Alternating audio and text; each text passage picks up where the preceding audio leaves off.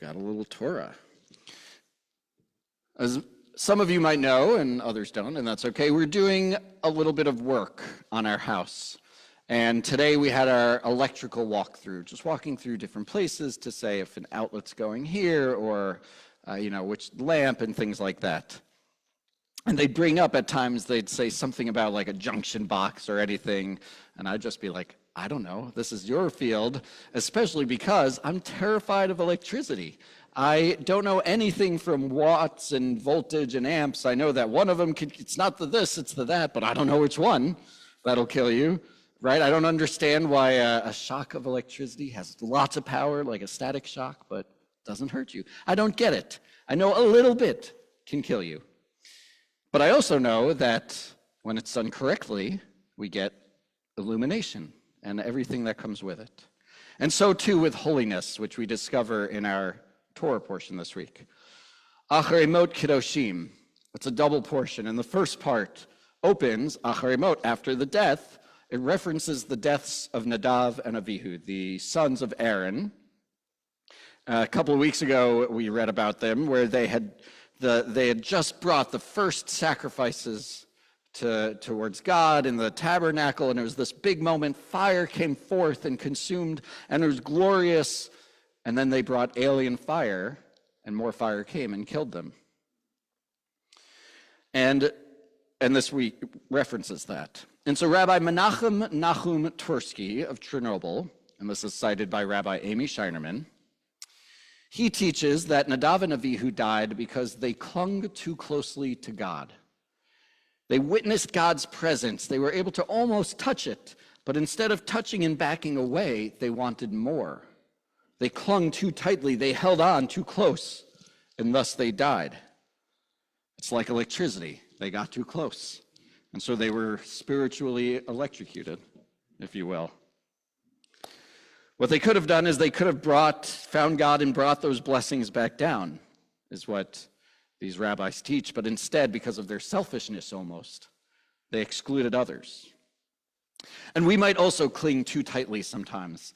Mystically, Rabbi Tursky, I think, was a mystic.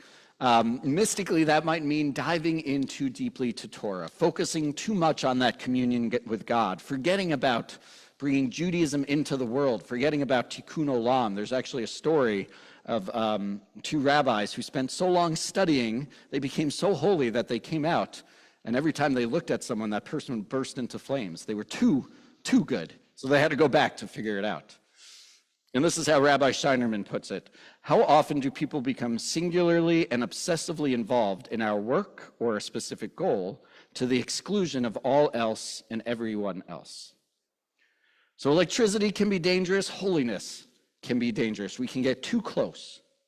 But if we do it right, if we're safe with our electricity, we get great things. It can heap blessings, and so too with holiness. So Rabbi Scheinerman, in another teaching, she brings in a different teacher, the Dov Ber, the Maggid of Mezrich. And this is for the second half of our double portion, Kiddoshim, where it says, speak to the whole Israelite community and say to them, Kiddoshim tihiyu, ki kadosh ani Adonai Elohechem. You shall be holy. Y'all, it's plural. Y'all should be holy, for I, the eternal your God, am holy. And then Kiddoshim goes into all these laws of holiness. How to be holy? You honor your parents. You turn away from false idols. You worship properly. You don't steal. You don't lie. You don't cheat. You stay honest. You treat people with disabilities kindly and fairly. When we do these things, we're holy.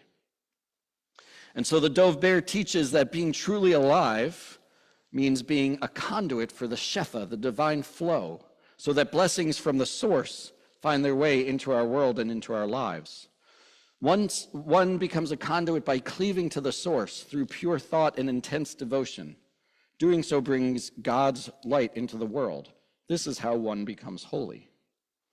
So for the Dov Ber, who's definitely a mystic, study, prayer, we can find and cleave to God through these devotions.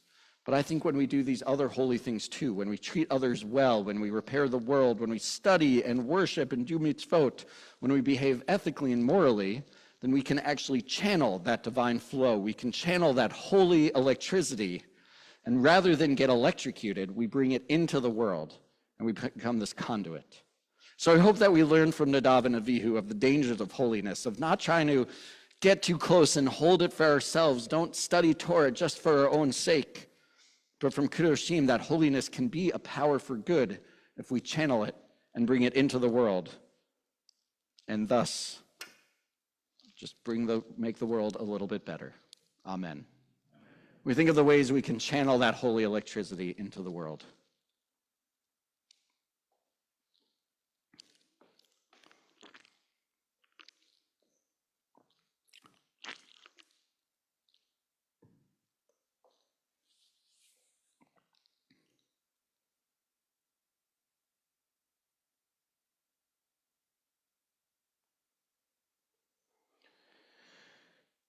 I'll now invite you to rise as we turn to page 278.